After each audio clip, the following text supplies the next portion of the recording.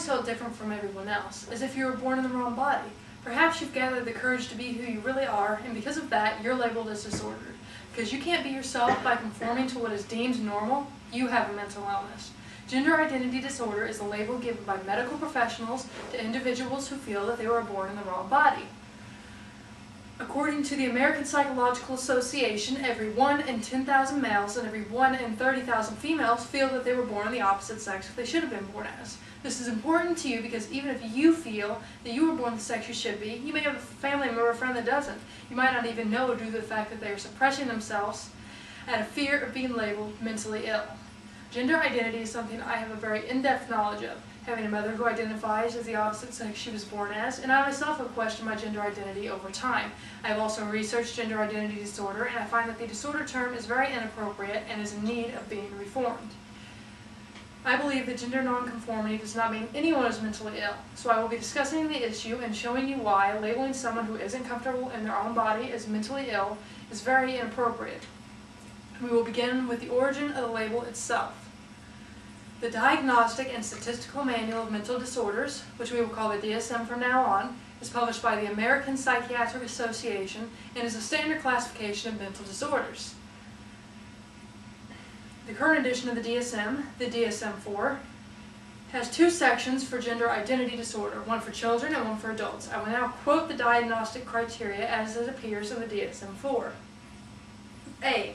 In children, the disturbance is manifested by 4 or more of the following. 1. Repeatedly stated desire to be or insistence that he or she is the other sex. In boys, preference for cross-dressing or simulating female attire. In girls, insistence on wearing only stereotypical masculine clothing. 3. Strong and persistent preferences for cross-sex roles and make-believe play or persistent fantasies of being the other sex.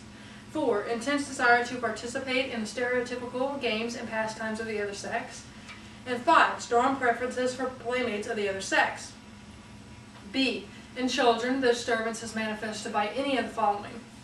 In boys, assertion that his penis or testes are disgusting or will disappear, or assertion that it will be better not to have a penis, or aversion towards rough and tumble play and more stereotypical toys, games, and activities. In girls, rejection of urinating in a sitting position, assertion that she has or will grow a penis, or assertion that she does not want to grow breasts or menstruate, or marked aversion towards normative female clothing. C. The disturbance is not concurrent with a physical intersex condition. D. The disturbance causes clinically significant distress or impairment in social, occupational, or other important areas of functioning.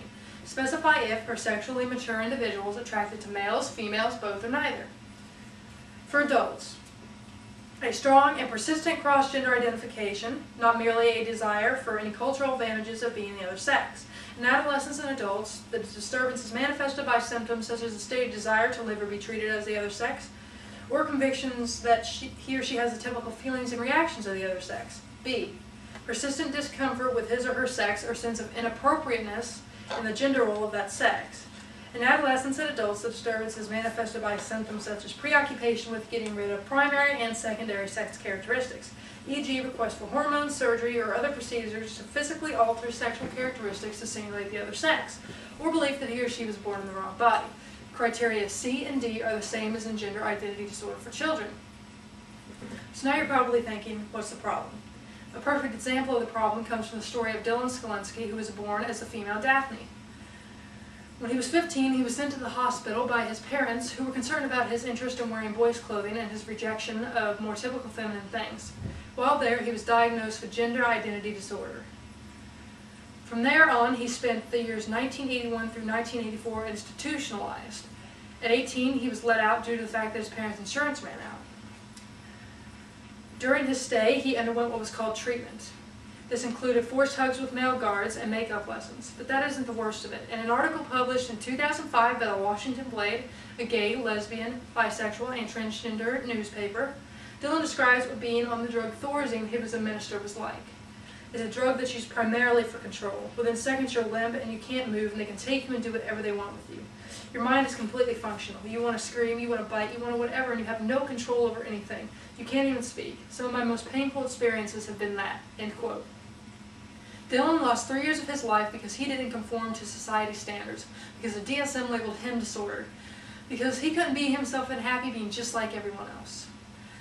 This was 28 years ago, and today things aren't quite that bad, but they aren't resolved either. In an article published by the National Public Radio website in May 2008, two true stories of two families and their gender-diverse male children are told. And now I will tell you those stories. The first is about Bradley, who I will refer to as a she, although Bradley was born male. At 2 and a half, she began to show extreme interest in feminine things and a rejection of masculine things. One day at the park, she was pushed off playground equipment by two 10-year-old boys and called a girl for playing with a Barbie. In the article, it is noted that this is when Carol, her mother, decided to seek professional help.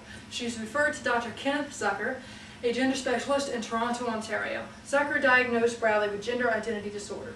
His method for any child diagnosed with gender identity disorder under the age of 10 is to try to make the child more comfortable in the sex he or she was born as. Bradley was nearly 6 at the time, so that was her treatment. Zucker instructed Carol to remove all girls' things from the home, not allow Bradley to role-play as a female character, or even interact with female children. The result was Bradley starting to feel very lost, and she began to draw all the time, drawing the things she had lost, her identity. The second story is about Jonah, born like Bradley male. At age 3, she began to fashion dresses out of her mother Pam's clothing. Pam realized this and simply bought her dresses. Pam and her husband Joel continued to buy Jonah girls' things as time went on. They worried about crossing the line. Then they came into contact with gender specialist in Oakland, California, Diane Aronsaft. Aronsaft said that Jonah was transgendered.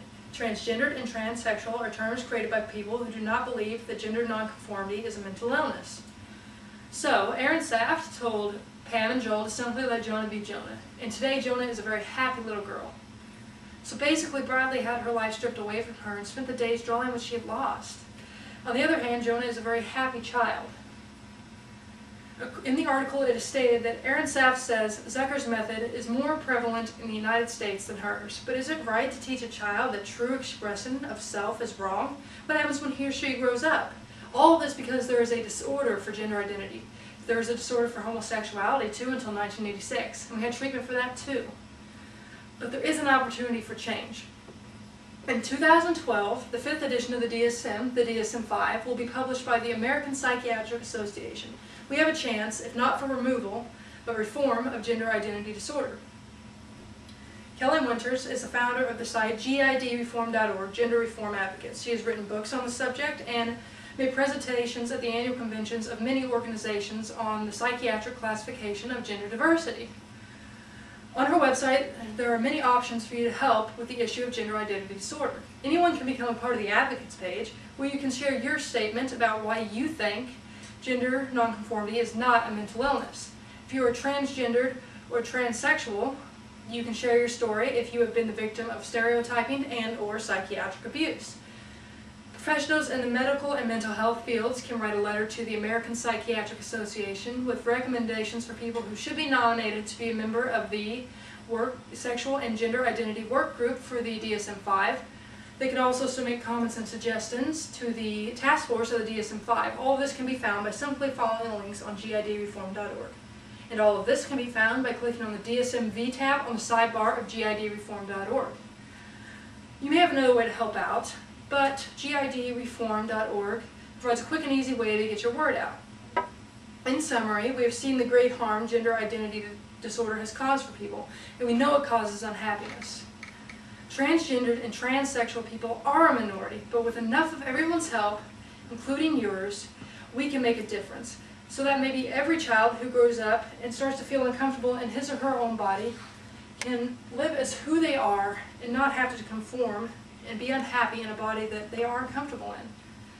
Such as these children. One of them is transgendered. Can you even tell which? Do either of them look mentally ill or like they are in need of medical attention? No. In closing, I will quote a statement from GIDreform.org. It is time for medical professionals to affirm that difference is not disease, nonconformity is not pathology, and uniqueness is not illness.